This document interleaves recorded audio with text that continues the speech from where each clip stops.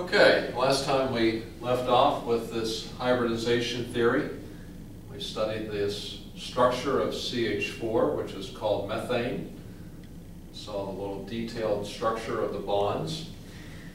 Now let's look at how to draw this three-dimensional structure. Let's take it out of the box and use some three-dimensional bonds.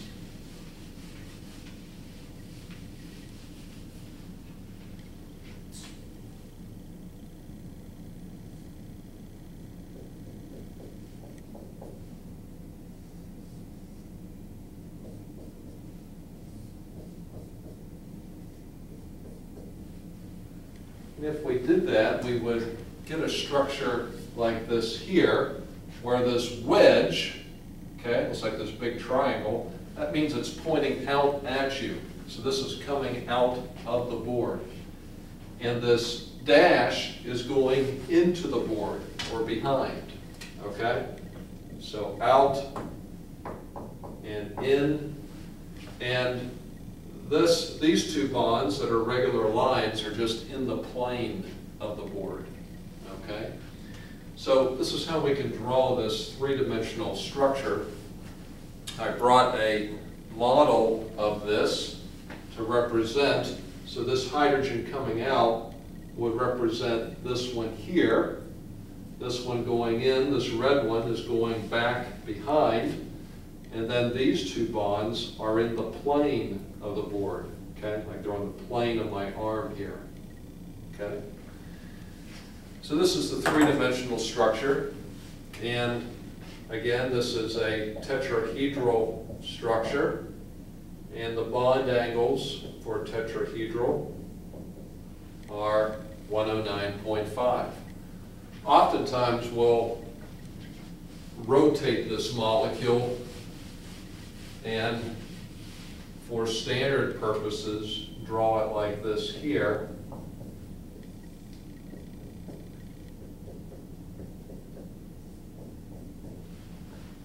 Okay, so these two are equal, I just kind of rotated it. But this will be the normal way that we'll draw these three-dimensional tetrahedral sites on carbon atoms, especially when we get into chapter 5 with stereochemistry. Okay, so that's the sp3 carbon. Now what we want to do is get into what's called the sp2 hybridization.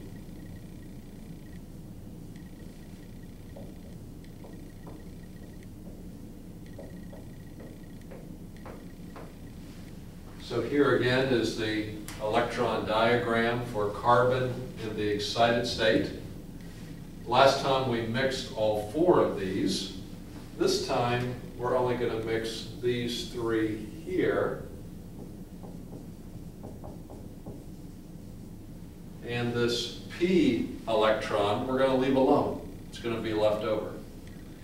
So if we mix those three, when I mix an S and two P's, I get an S and two P's, or an sp2.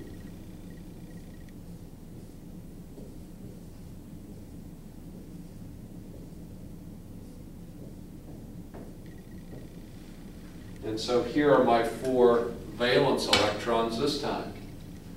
Okay, so here are my three sp2s, hybridized atomic orbitals. And here's my one leftover 2p electron that I want to use, okay? So let's draw an sp2 carbon with these valence electrons, okay?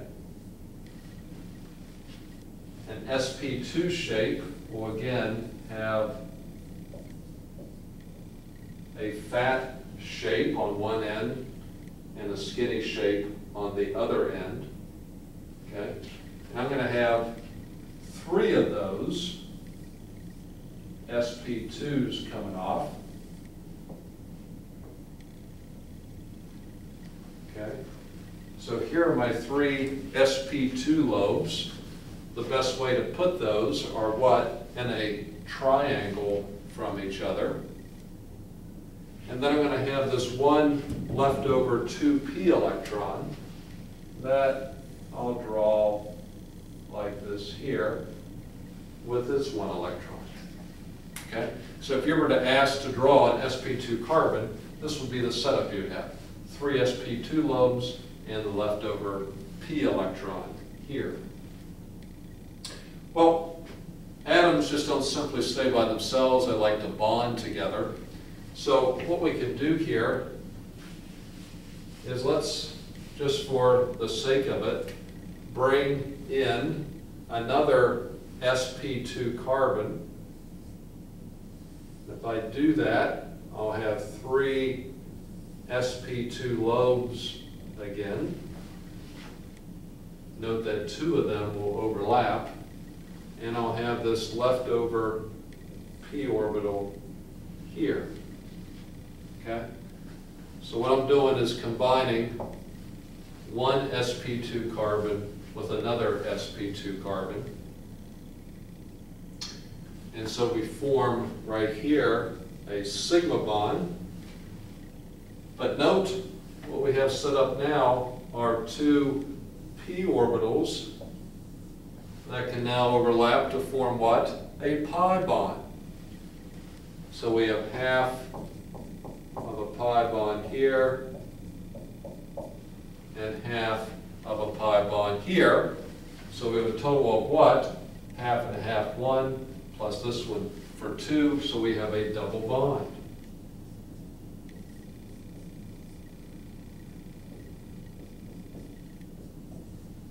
Okay? So anytime you see a double bond, recognize that part of it is a pi bond and the other part is a sigma bond. Well, let's complete the molecule by simply adding some hydrogens and overlap with these sp2s.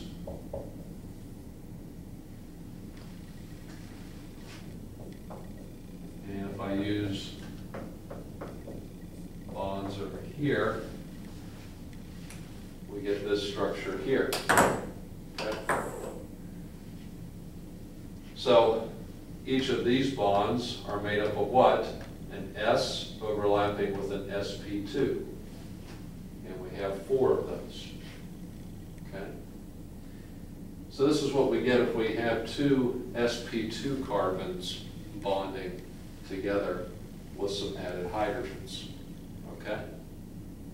All right, so let's move on to the last case. We're going to come back and put this all together. I know it might be a little confusing in your head, but just write down what I'm doing, and it will make sense in the end. Trust me. Okay?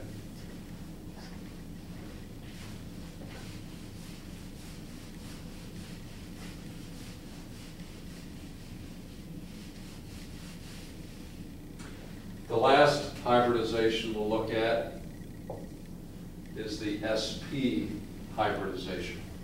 Okay? So let's draw our excited state carbon once again.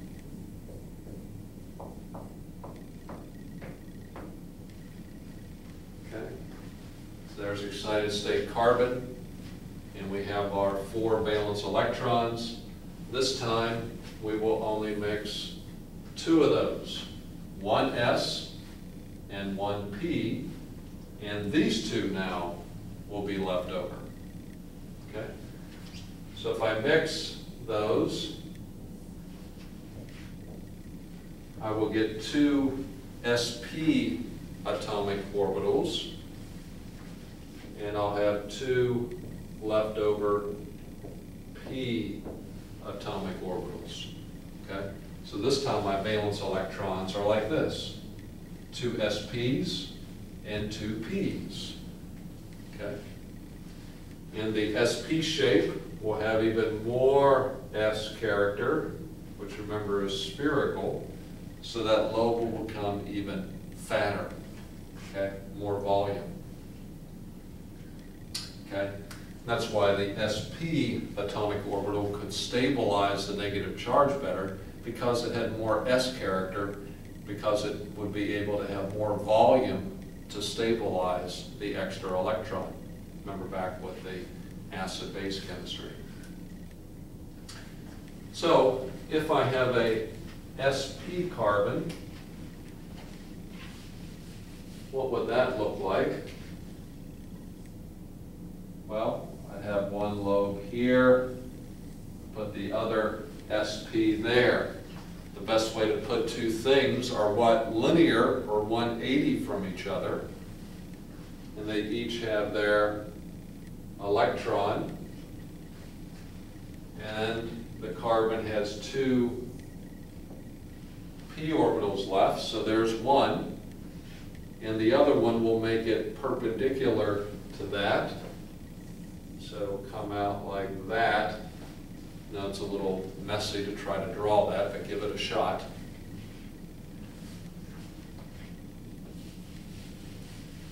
Well, again, let's go ahead and try to make a molecule. And let's bring another sp carbon in. Okay, so it's going to get real messy now. So that sp carbon will have two sp lobes. So there's one overlapping the other one to give us a sigma bond. And then we have the two leftover p's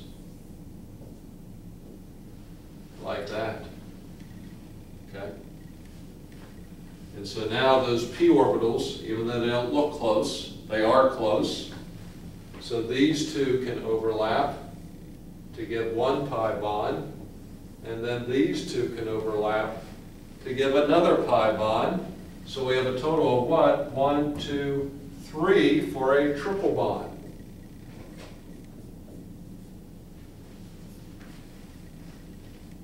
Okay. So what is a triple bond? It's simply one part sigma bond, and the other two bonds are pi bonds.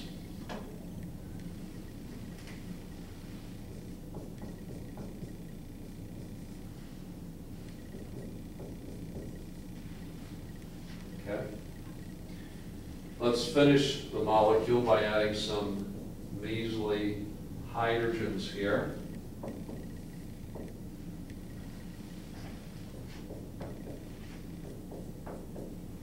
And complete a molecule for something like that.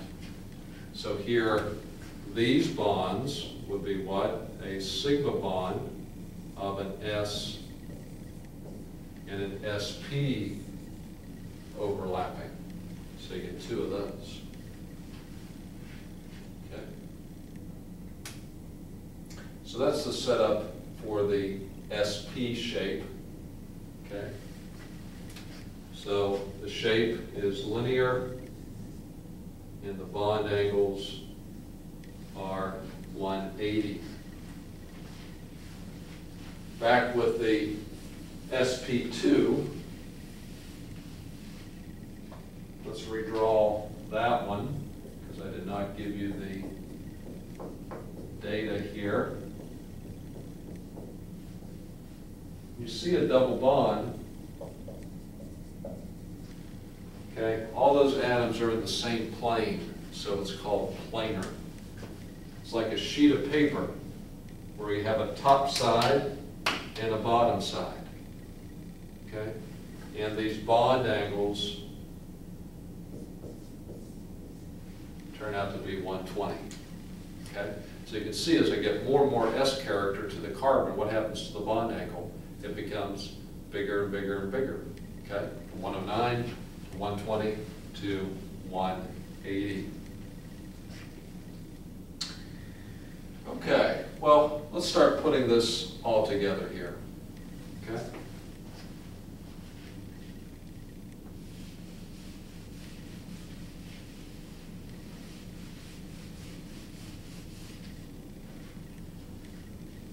Okay, suppose I gave you a molecule like this here.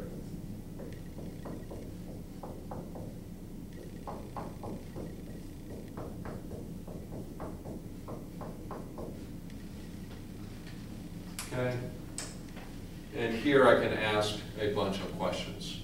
I can first of all ask, what is the hybridization of a particular atom.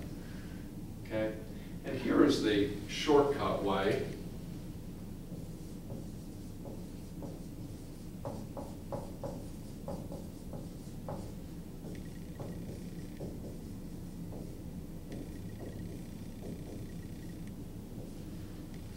Okay, what we do is we look at the atom and ask how many things is it bonded to.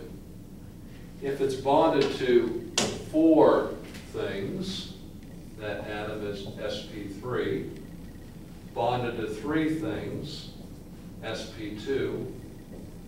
Bonded to 2 things, that hybridization is sp.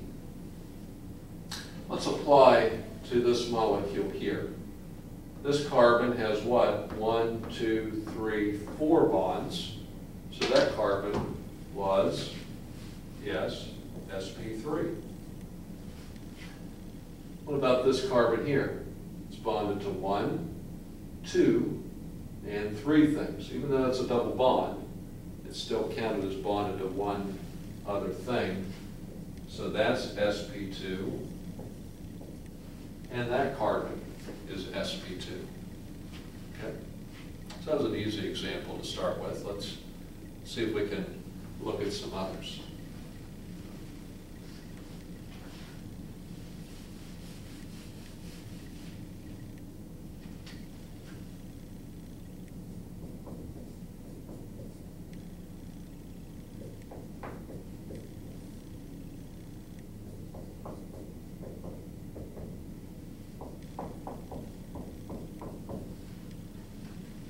Let's look at this one here and see if we can look at the hybridization of every atom that's not a hydrogen.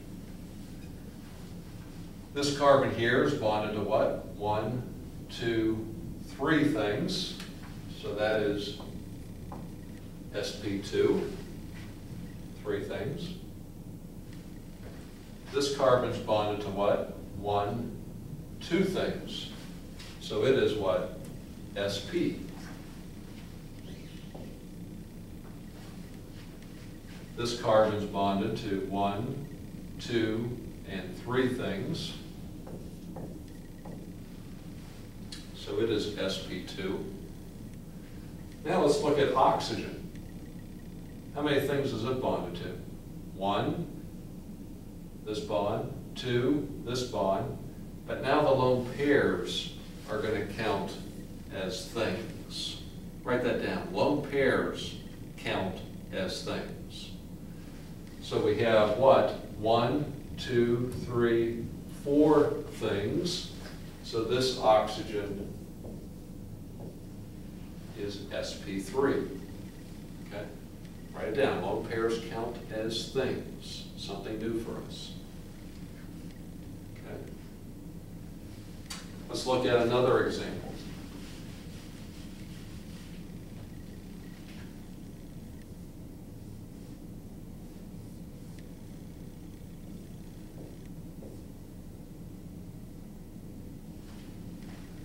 Let's look at this molecule here. This is what's called pyridine. Okay, so here I'm not going to show all the atoms, but you have to remember there are hydrogens there. What's the hybridization of each of these carbons? Well, each one has what? 1, 2, and the hidden hydrogen there for 3. So each of these carbons are sp2.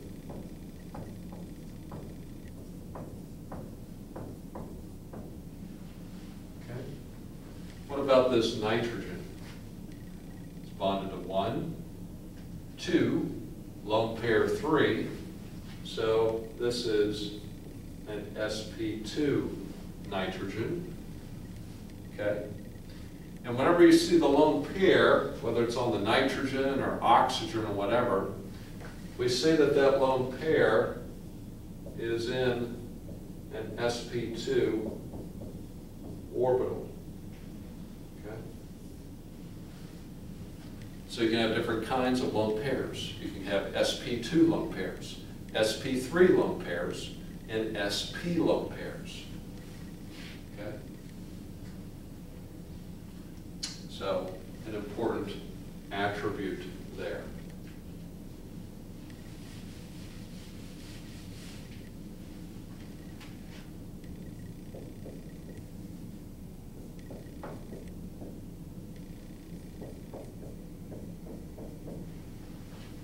Let's look at this molecule here. This carbon bonded to 1, 2, 3 things. So that is Sp2. This nitrogen, 1, 2, 3 things. So we have another Sp2 nitrogen. Okay?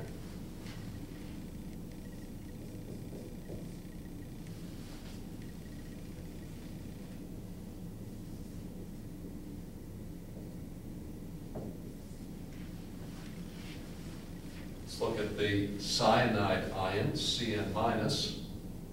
Here, this carbon has what? 1 and 2 things. So that's an Sp carbon. This nitrogen has what? 1, and the lone pair, 2 things. So that's an Sp nitrogen. So again, these electrons are Sp, and these electrons are Sp electrons. Okay? If you have lone pair electrons, we can give an order of the basicity.